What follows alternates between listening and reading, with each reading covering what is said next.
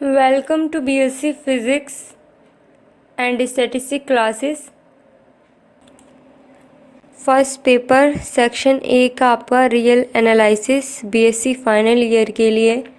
ठीक है, आज हमने हमारा चैप्टर 4 स्टार्ट किया है, रायमन इंटीग्रल एनालिसिस का ही। ओके, तो इसी को स्टार्ट करते हैं हमारा चैप्टर 4 रायमन इंटीग्रल। जैसे कि हमेशा की तरह ही हम पहले जो है शॉर्ट नोट डिस्कस करेंगे, फिर देन इसके ऑब्जेक्टिव टाइप। ठीक है, तो इसको हम एग्जाम्पल के थ्रू ही स्टार्ट करते हैं। ठीक है, रायमन इंटीग्रल देखो, तो आपको अगर रायमन इंटीग्रल में इंटीग्रल से मतलब क्या है, इंटीग्रेशन आपको निकालना आना चाहिए इसके लिए। ठीक है, तो इंटीग्रेशन मान लो सपोज हमें इसका करना है x² dx और 1 से लेके 2 इसमें लिमिट्स है। ठीक है, तो जब इसका इंटीग्रेशन करेंगे तो किसी का भी इंटीग्रेशन करते हैं तो इसकी पावर ऐड हो जाती है 1, और यानी कि x की पावर 2 है तो +1/2 + 1, यानी कि जो पावर होती है वो नीचे आ जाती है। ठीक है, तो ये हो जाएगा 2 + 1 कितना 3, तो x की पावर 3 और लिमिट्स 1 से 2। फिर जब लिमिट्स रखते हैं तो पहले ये वाली रखते हैं, देन माइनस करके ये वाली। तो 1/3 मैंने इसमें से कॉमन ले लिया, अगर आप नहीं लेना चाहते तो इसको अंदर भी रख सकते हैं, यानी कि इस तरीके से कुछ 1/3 मैंने यहाँ पे कॉमन ले लिया है, तो यहाँ पे सिर्फ बचेगा x का क्यूब। ठीक है, और इसमें लिमिट्स 1 से 2। क्यों ले लिया यहाँ पे हमने, क्योंकि इसमें x वगैरह नहीं है, वेरिएबल नहीं है। तो 1/3 x की जगह आप 2 रखेंगे तो 2 की पावर 3 माइनस के 1, तो ये हो जाएगा 1/3, 2 की पावर 3 यानी कि 8 माइनस 1 यानी कि 7/3। तो आपका आंसर आ जाएगा। ठीक है, तो इसमें आप रायमन इंटीग्रल में नॉर्मल इंटीग्रेशन भी यूज़ कर सकते हैं। जैसे कि आपको कह रहा है f(x) जो है बिलोंग कर रहा है k को, जहाँ पे x बिलोंग कर रहा है इसको। ठीक है, पूरी कंडीशन आपको दे रखी है। नॉर्मल k है, तो k क्या है, कांस्टेंट है।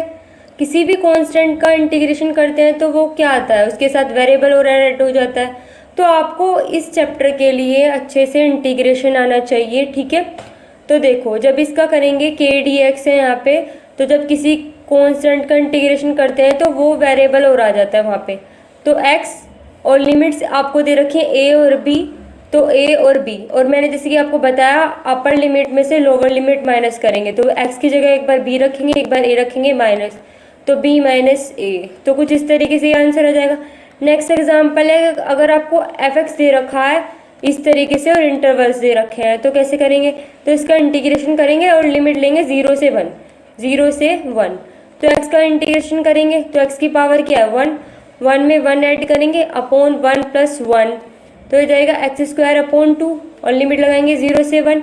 जब इसमें रखेंगे यहाँ पे 1²/2 और 0 रखेंगे तो 0 हो जाएगा, और 1² 1 यानी कि 1/2। ठीक है, इस तरीके से आपका होगा। नेक्स्ट एग्जाम्पल है आपका f(x) दे रखा है x² और लिमिट यानी कि इंटरवल आपको दे रखा है 0 से a। तो इसका इंटीग्रेशन करेंगे तो क्या होगा, इसकी पावर 2 है, +1/2 + 1, तो x की पावर 3/3 0 से a। ठीक है, तो जब इसमें वैल्यू पुट करेंगे तो हमारा कितना हो जाएगा 1/3 a का क्यूब माइनस के 0, तो आपका a का क्यूब/3 आंसर आ जाएगा। ठीक है, नेक्स्ट एग्जाम्पल है f बिलोंग कर रहा है इंटरवल को, जहाँ पे f(x) आपको दे रखा है ये 0 और 1। 0 कब है, जब x इरेशनल है, और 1 कब है, जब x रेशनल है। तो यहाँ से आपके जो है रायमन इंटीग्रल बेसिक है वो शुरू हुआ है। तो अगर आपको लोअर रायमन इंटीग्रल निकालना हो तो लोअर में क्या लेंगे आप, लोअर लिमिट, अगर लोअर रायमन निकालना है तो लोअर वाला लेंगे, अपर निकालना है तो अपर वाला लेंगे।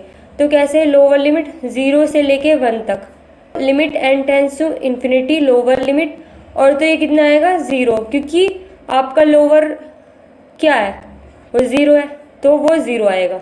ठीक है, कहने का मतलब सीधा सीधा आपको इसमें पता चल रहा है। इसी तरीके से अपर रायमन में 0 से 1 नेगेटिव, और अपर लिमिट आपको क्या दे रखी है 1 थी तो 1। थोड़ा अभी आपको ये क्लियर हो जाएगा। देखो दोबारा देखो, ये आपको क्वेश्चन दे रखा था, ये बिलोंग कर रहा था, ये इंटरवल दे रखा था, तो 0 से और 1। ठीक है, जब आप 0 से 1 लेंगे, ठीक है, तो यानी कि लोअर यानी कि 0 नेगेटिव, जो आपका लोअर है तो यहाँ पे नेगेटिव साइन आएगा, अपर है तो उसमें आएगा साइन। तो 0 और फिर अपर के लिए 1, ठीक है। तो अपर के लिए 1, तो क्या दोनों बराबर आ रहे हैं? तो बराबर नहीं आ रहे, बराबर नहीं आ रहे तो राइमन इंटीग्रल नहीं है, ठीक है। अब इसमें कुछ नोट पॉइंट्स भी हैं, वो भी देख लो कि हमेशा की तरह ऑब्जेक्टिव टाइप्स में लास्ट में आपके आते भी हैं, ठीक है। देखो, if single function are given then हमेशा वो क्या होगा? राइमन इंटीग्रल होगा, अगर सिंगल एक फंक्शन दे रखा है, ठीक है। अगर फंक्शन है और इंटरवल है, इंटरवल फॉर्म में है, मतलब जो फंक्शन है, इफ गिवन फंक्शन आपका इंटरवल फॉर्म में है तो वो राइमन इंटीग्रेबल नहीं होगा, ठीक है। अगर आपको नॉर्मल फंक्शन दे रखा है तो होगा, वरना नहीं होगा। एग्जाम्पल में जैसे आपको फंक्शन दे रखा है, ये इंटरवल नहीं दे रखे हैं, ठीक है। फंक्शन दे रखा है लेकिन इंटरवल आपको नहीं दे रखे हैं। If given function R interval है, मतलब पहले से ही इंटरवल फॉर्म में है, तो वो राइमन नहीं होगा। तो देखो, जैसे 1 और -1, तो इसमें हम बाउंडेड तो कह सकते हैं क्योंकि अपर और लोअर लिमिट है, लेकिन ये राइमन इंटीग्रल नहीं होगा, ठीक है, क्योंकि इंटीग्रल आपको इंटरवल फॉर्म में दे रखा है, यानी कि कुछ फंक्शन होना चाहिए वैसे। अब देखो, राइमन इंटीग्रल होता क्या है, क्योंकि डेफिनेशन भी आती है आपकी। तो एक जर्मन मैथमेटिक GFB राइमन, जिन्होंने फर्स्ट अरिथमेटिक ट्रीटमेंट दिया definite integral free form geometrical concept base, ठीक है। तो राइमन डेफिनेशन भी क्योंकि आपकी आती है बिल्कुल एज इट इज़, ऐसी की ऐसी, ठीक है। इसने क्या किया, देखो, जो राइमन ने जो डेफिनेशन कवर की, सिर्फ इसने क्या कहा कि सिर्फ बाउंडेड फंक्शन इसने कवर किए, ठीक है, अकॉर्डिंग टू जो GFB राइमन थे, ठीक है। अब लेट F जो है वो बाउंडेड फंक्शन है, ठीक है, ऑन बाउंडेड इंटरवल पे, देन जो F होगा वो कहा जाएगा Riemann integral on AB if, अगर ये कंडीशन फॉलो हो रही होगी, जैसे कि अभी मैंने आपको ऊपर एक एग्जांपल बताया है वही। तो -a से b, a से -b, देखो लोअर के लिए इसमें नेगेटिव साइन और अपर के लिए इसमें लगा देंगे। अगर सेम आ रहा है, ठीक है, तो राइमन होगा, अगर सेम नहीं आ रहा है तो राइमन नहीं होगा, ठीक है। वही बात यहाँ बोला है, ठीक है। और जो साइन लगाते हैं इन्हें बोलते क्या है? इन्हें बोलते हैं डार्क बॉक्स, ठीक है। अगर इक्वल नहीं आएगा तो आपका वो राइमन इंटीग्रेबल नहीं होगा। अब देखो, पार्टीशन क्या होता है? लेट I जो है इक्वल AB, यानी कि इंटरवल क्लोज है और बाउंडेड है इंटरवल में, देन बाय एक पार्टीशन फंक्शन ऑफ I इस सेट ऑफ रियल नंबर जिसके P कुछ इस तरीके से गिवन है, और प्रॉपर्टी आपकी क्या फॉलो करेगी कि A इक्वल होगा x0 से बड़ा x1, x1 से बड़ा x2, इस तरीके से इक्वल होगा B के। तो बिल्कुल ये वाली जो कंडीशन है ना, ये बिल्कुल इस तरीके से ही आती है इसमें, ठीक है, ये आपको याद रहनी है, ठीक है। ये वाली कंडीशन इसमें ऑब्जेक्टिव टाइप जब हम डिस्कस करेंगे तो आप देखना। अब जैसे कि I1 है, I0 I1, तो इसको बोलेंगे एक सेगमेंट। इसी तरीके से I1 का I2 के साथ, I2 का I3 के साथ, तो ये सारे जो है सेगमेंट है, यानी कि पार्टीशन, ठीक है। तो IN अगर हम लिखना चाहें तो वो होगा xn -1 और xn का, ठीक है, एक यहाँ पे कम, यानी कि I1 है क्योंकि यहाँ पे तो 1 है, तो देखो यहाँ पे 2 है, इससे एक कम, 3 है तो 3 यहाँ से कम, ठीक है। अब देखो, नॉर्म और मैश क्या होता है? जो नॉर्म और मैश होता है पार्टीशन P का, वो ग्रेटेस्ट होता है, ग्रेटेस्ट लेंथ सेगमेंट की, जो हमें अभी सेगमेंट पता है उसकी ग्रेटेस्ट लेंथ को ही हम बोलते हैं नॉर्म या मैश। इसको डिनोट करते हैं इस तरीके से, ये पैरेलल साइन वाला जो है नोटेशन इसमें देंगे, और ये इक्वल होता है मैक्सिमम वैल्यू जो होगी, ठीक है। जैसे कि डेल्टा XR दे रखा है और R 1 2 इस तरीके से, तो अगर मैं इसकी वैल्यूज़ ये यहाँ रखना चाहूँ तो ये होगा x1 x2 x2 x3 इस तरीके से, क्योंकि R की वैल्यू रखेंगे, और सेगमेंट आपके हमेशा इस तरीके से होंगे पेयर में, ठीक है। नेक्स्ट, लोअर राइमन सम और अपर राइमन सम। इसकी क्योंकि ये हम क्यों कर रहे हैं डेफिनेशंस, क्योंकि ये आती हैं आपकी ऑब्जेक्टिव टाइप में ऐसी, तो इस वजह से डिस्कस करनी पड़ रही है, वरना इनकी ज़रूरत नहीं थी, ठीक है। लेट FB जो है वो बाउंडेड फंक्शन है ऑन AB पे, ठीक है। लेट P जो है वो आपको दे रखा है A equal x0 x1 x2 xn और B तक, B यानी पार्टीशन है AB का। ऑल्सो लेट हमने मान लिया स्मॉल mr और कैपिटल एम आर जो है वो है इन्फीमम और सुप्रीमम। ठीक है, फॉर आर जिसमें दे रखा 1 2 से लेके एन तक, तो अगर मिनिमम आपको लिखना है तो कैसे लिखोगे, तो M R infimum F X belong करेगा एक्स आर माइनस 1 छोटा होगा एक्स से और एक्स आर। इसी तरीके से सुप्रीमम लिखना होगा तो सेम कंडीशन, बस यहाँ पे सुप्रीमम आ गया, यहाँ पे इन्फीमम। देन लोअर राइमन सम, और इसको हम बोलते हैं लोअर डार्क बॉक्स सम। ठीक है, LPF। तो वो कैसे लिखेंगे, लोअर वाले में लेंगे इन्फीमम, इन्फीमम यानी कि small M R delta X R. ठीक है, एंड अपर राइमन सम या फिर अपर डार्क बॉक्स सम, क्योंकि ये आते हैं सेम तो आपको पता होना चाहिए, लोअर वाले में इन्फीमम वाला लेंगे, अपर वाले में जो है हम सुप्रीमम वाला लेंगे कैपिटल एम आर, बाकी ये सेम रहेगा यहाँ पे। ठीक है, और डेल्टा एक्स आर किसके इक्वल होगा, एक्स आर माइनस 1।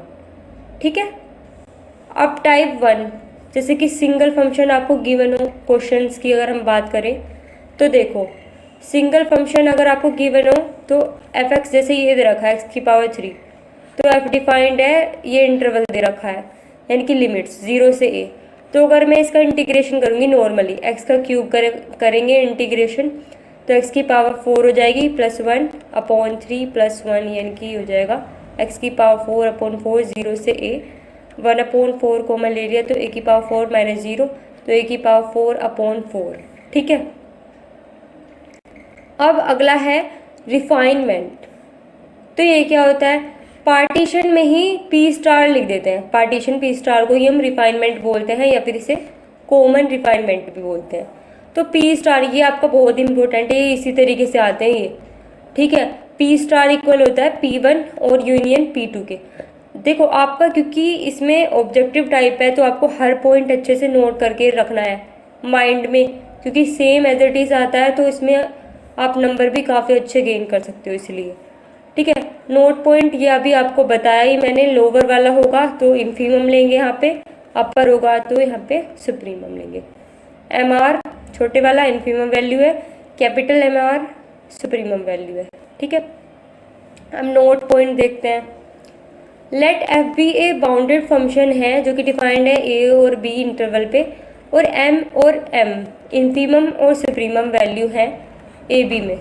देन किसी भी पार्टीशन पी के लिए ये कंडीशन आपकी फॉलो करेगी।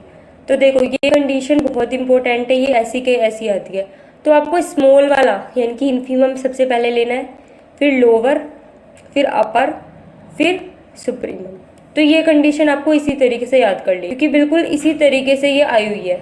ठीक है, ओके। सेकंड है एफ ए बी बिलोंग कर रहा है, आर इज बाउंडेड फंक्शन है, देन ये भी बिल्कुल ऐसी आई है। अगर u है, अपर है यहाँ पे, और p और ये फंक्शन माइनस का f है, तो ये माइनस साइन आ जाएगा और ये लोअर में चेंज हो जाएगा। इसी तरीके से लोअर है तो अपर में चेंज हो जाएगा, और नेगेटिव साइन को भूलना मत। ठीक है, अब नेक्स्ट है let F P bounded function है जो कि डिफाइंड है ए बी पे, और लेट p जो है पार्टीशन है और p स्टार जो है रिफाइनमेंट है p का। तो कैसे होगा, ये कंडीशन बहुत इंपॉर्टेंट है। अगर लोअर p स्टार f है तो ये बड़ा होगा नॉर्मल l से, यानी कि जो पार्टीशन रिफाइनमेंट से जो है पार्टीशन वाला छोटा होगा, और पार्टीशन रिफाइनमेंट अपर वाले में ये छोटा होगा ये बड़ा होगा। तो ये बहुत इंपॉर्टेंट है याद रखने के लिए, ये याद रखो। इसमें जो है लोअर है बेचारा कमज़ोर है, और रिफाइनमेंट इसमें ऐड हो गया तो ये बड़ा हो मतलब मजबूत हो गया, लेकिन अपर पहले से ही वो है, उसे किसी रिफाइनमेंट की ज़रूरत नहीं है, तो ये छोटा रहेगा। ठीक है, नेक्स्ट है इफ़ P1 और P2 then be any two partition है ए बी के, तो इसमें ये कंडीशन है। तो अगर आपको P1 P2 दे रखे हो तो P1 वाला बड़ा होगा, ऊपर से यहाँ पे यू अपर है तो वो बड़ा ही होगा। इस तरीके से ऐसे याद रख सकते हैं इसे। लेट एफ जी भी बाउंडेड फंक्शन है जो कि डिफाइन हो रहा है ए बी पे, और लेट पी भी जो है वो एनी पार्टीशन फंक्शन है, देन ये कंडीशंस आपको पता होनी चाहिए। क्या, लोअर अगर p plus p comma f plus g है तो ये अलग अलग में जो है लोअर बड़ा होगा, लेकिन अपर में जो है उल्टा होगा, यहाँ पे अलग अलग वाले का ऐड होके बड़ा होगा। क्योंकि ये कंडीशन आपकी बिल्कुल ऐसी आई हुई है तो आपको बहुत अच्छे से याद रखनी है। ठीक है, नेक्स्ट है लोअर राइमन इंटीग्रल, अब क्योंकि डेफिनेशन के थ्रू भी आते हैं इसमें क्वेश्चन, इस वजह से हमें ये करनी पड़ती है थ्योरी, वरना इसकी नीड नहीं है। देखो, let F be a real value bounded function है जो कि डिफाइंड है ए बी पे। हम जानते हैं कि set of all real number यानी कि lower with respect to all possible partition P, वो बाउंडेड अबव होंगे इसके साथ, ठीक है। हैंस देयर एग्जिस्ट करेगा सुप्रीमम ऑफ एलपीएफ, यानी कि कहने का मतलब ये है, अगर कोई फंक्शन है रियल वैल्यू बाउंडेड फंक्शन है कोई ए बी पे, तो हमें पता है कि जो होल नंबर होते हैं यानी कि जो उनका लोअर इंटीग्रल यानी कि लोअर राइमन इंटीग्रल जो होता है, अगर पॉसिबल पार्टीशन वैल्यू के हिसाब से रखे तो वो बाउंडेड अबव होता है, ठीक है, यानी कि सुप्रीमम देगा।